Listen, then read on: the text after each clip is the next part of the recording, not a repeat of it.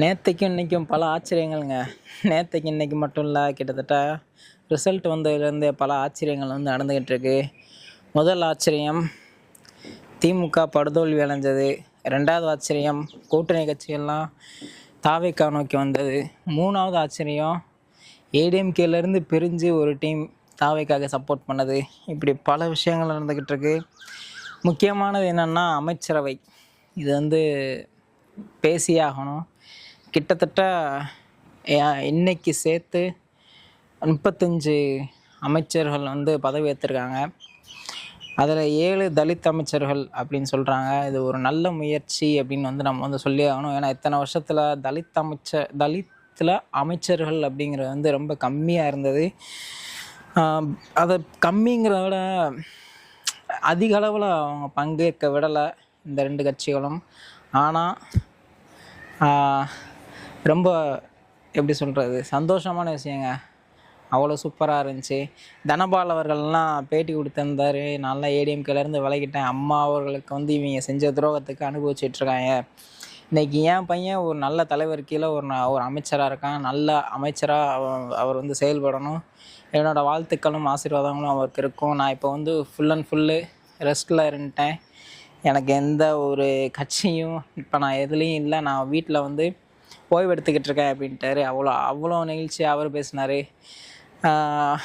காங்கிரஸ் கிட்டத்தட்ட 59 வருஷம் கழித்து அமைச்சரவையில் பங்கேற்குதான். பாருங்கள், அரை நூற்றாண்டு ஒரு கட்சி, அரை நூற்றாண்டுகளாக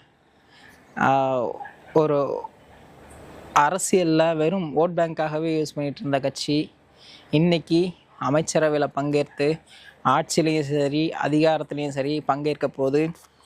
இன்னும் மிகப்பெரிய ஒரு விஷயம் என்னென்னா, இன்றைக்கி ஐஏஎம்எல்ல ஷாஜகான் அப்படிங்கிற ஒரு பிரதிநிதியும் விசிகால வன்னியரசு அவர்களும் 2 பேரும் அமைச்சராக பதவி ஏற்றிருக்காங்க.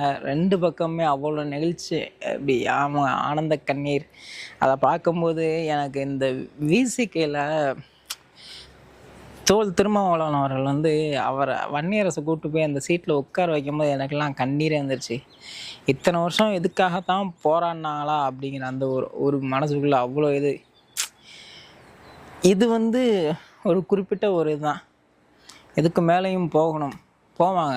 நல்லது பண்ணாங்கன்னா யாருனாலுமே எந்த ஒரு இடத்துக்கும் அவங்க தகுதியானவங்க தான் அப்படின்னு நம்ம சொல்லலாம். அவர் முகத்தில் அவ்வளோ ஒரு சந்தோஷம். வன்னியரசு அவர்கள் முகத்துலையும் சரி, விசிகே தலைவர் தோல் திருமாவளவன் அவர்கள் முகத்துலையும் சரி அவ்வளோ சந்தோஷம். கிட்டத்தட்ட எல்லாத்தையுமே இவங்க வெறும் ஓட் பேங்காக மட்டும்தாங்க பயன்படுத்தியிருக்காங்க. ஆனால் தாவேக்காங்கிற ஒரு பார்ட்டி, விஜய் அப்படிங்கிற ஒரு மனுஷன் எவ்வளோ மித்துக்களை உடச்சிருக்காரு அப்படின்னு தெரியுமா? எனக்கு பின்னாடி இருக்கல அந்த மலை மாதிரி இருந்த மித்துக்களை அவ்வளோ சூப்பராக உடைச்சாரு.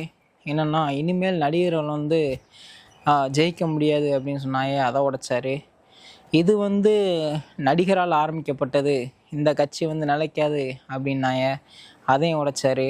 ஓட்டுகள், அதாவது கூட்டமெல்லாம் ஓட்டாக மாறாது, ரசிகர் கூட்டமெல்லாம் ஓட்டாக மாறாது அப்படின்னாங்க, அதையும் உடைச்சாரு.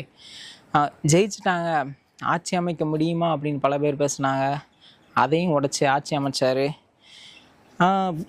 இந்த ஆட்சி நிலைக்காது, சீக்கிரமாகவே கவுந்துரும் அப்படின்னு பேசுனாங்க, அதையும் உடைப்பார். ஆனால் இவர் எவ்வளோ டிக்ளேர் பண்ணார் திரு மு.க. ஸ்டாலின் அவர்கள் கூட்டணி ஆட்சிக்கு, அதாவது கூட்டணி ஆட்சி தமிழக மக்கள் விரும்ப மாட்டாங்களாம். இதெல்லாம் எந்த ஒரு விதத்தில் நான் நல்லது யார் பண்ணாலும், யார் கூட இருந்து பண்ணாலும் மக்கள் ஏற்றுக்குவாங்க. அது அவருக்கு புரிஞ்சிருக்கும். ஆனால் அவரோட தந்திரமே தான், தான் ஆளணும், தான் குடும்பம் தான் ஆளணும், மற்ற எவனும் வந்துடக்கூடாது அப்படிங்கிறது தான் அவரோட ஒரு நிலைப்பாடாகவே இருந்திருக்கு. அவர் மட்டும் இல்லைங்க, இந்த ஏடிஎம்கே எடுத்துக்கிட்டாலும் சரி, அவங்க நாட்டில் அவங்க கூட்டணி கட்சிகளுக்கு வாய்ப்பு கொடுத்தாங்களா? இல்லை. ஜெயிக்கிறதுக்காக மட்டும்தான் அவங்க கூட்டணி விரும்பினாங்க. அதாவது கூட்டணி ஆட்சி தான் நடக்குமா, ஆனால் ஆட்சிலையும் அதிகாரத்துலேயும் பங்கு கிடையாது. ஜெயிக்கிறதுக்கு மட்டும்தான் கூட்டணி தேவை அவங்கள பொறுத்த வரைக்கும். மக்கள் தனித்து போட்டிட்டால் இந்த தமிழ்நாட்டிலும் ஜெயிக்க முடியாது, கூட்டணி கட்சிகளோட ஆதரவோடு தான் ஜெயிக்க முடியுமா? அப்படியே ஜெயித்தாலும் ஜெயிச்சுட்டு அவங்களுக்கு வந்து எந்த ஒரு அதிகாரமோ எந்த ஒரு அங்கீகாரமோ கொடுக்க மாட்டாங்க. அவன் வந்து வெறும் ஓட் பேங்காக மட்டுமே பயன்படுத்தப்பட்ட காலத்தில் அவர் கூட்டணிக்கு கூப்பிட்டாரு, இவங்க அதை ஏற்றுக்கலை. கடைசி இவங்க ஆதரவு கொடுத்தாங்க. நீங்கள் வெளியிலேருந்தே ஆதரவு கொடுத்தாலும் என்னோடய அமைச்சரவைக்கு நீங்கள் வேணும் அப்படின்னு அவர் அவ்வளோ ஆசையாக அவங்கள வந்து இழுத்துட்டு வந்தார், கூப்பிட்டுட்டு வந்து ஆட்சியிலையும் அதிகாரத்துலையும் உட்கார வச்சு அழகு பார்த்தாரு. அதனால தான் மாற்றம் அப்படிங்கிற ஒரு வார்த்தையை வந்து நம்ம யூஸ் பண்ணுறாங்க. குறைகள் இருக்கலாம், மேபி வரலாம். ஆனால் 50 வருஷம் நான் ஆண்டுட்டேன், 50 வருஷம் நான் இருந்துட்டேன் அப்படிங்கிற உங்களாலேயே ஒரு க்ளீனான ஆட்சி கொடுக்க முடியலை, ஒரு நிறைவான ஆட்சி கொடுக்க முடியல. அதனால தான் உங்களை தூக்கி எறிஞ்சிட்டாங்க. 2 வருஷம் பாட்டி கற்றுக்கிட்டு வருவாங்க, ஆனால் க்ளீனாக செய்வாங்க. பார்ப்போம் என்ன நடக்குது அப்படிங்கிற பார்ப்போம். ஐயுஎம்எல்லாம் உங்களை கூட எவ்வளோ இதாக இருந்தாங்க, அவங்களுக்கெல்லாம் நீ ஏதாச்சும் அப்போ பண்ணியிருந்துருக்கணும், ஆனால் பண்ணலை. இன்றைக்கி தாவேக்கா அப்படிங்கிற ஒரு கட்சி வந்து தான் எப்படி 1000ல் ஒருவனில் தூதன் வருவன் மாறி பெய்யும் அப்படிங்கிற மாதிரி தான் ஒருத்தன் வருவான், உங்களுக்கு வந்து ஒரு அங்கீகாரத்தை கொடுப்பான் அப்படிங்கிற மாதிரி தான் இருந்திருக்கு. ஸோ இது வந்து ஒரு ஆரோக்கியமான அமைச்சரவையாக போகட்டும், நல்லாட்சி தொடரட்டும் அப்படின்னு சொல்லிட்டு இந்த வீடியோ முடிக்கிறேன். இன்னும் நிறைய எதிர்பார்ப்போம். நம்ம எதிர்பார்த்ததும் நடக்குது, எதிர்பார்க்காததும் நடக்குது. நடக்கிறதெல்லாம் நல்லதாகவே நடக்கட்டும் அப்படின்னு சொல்லிட்டு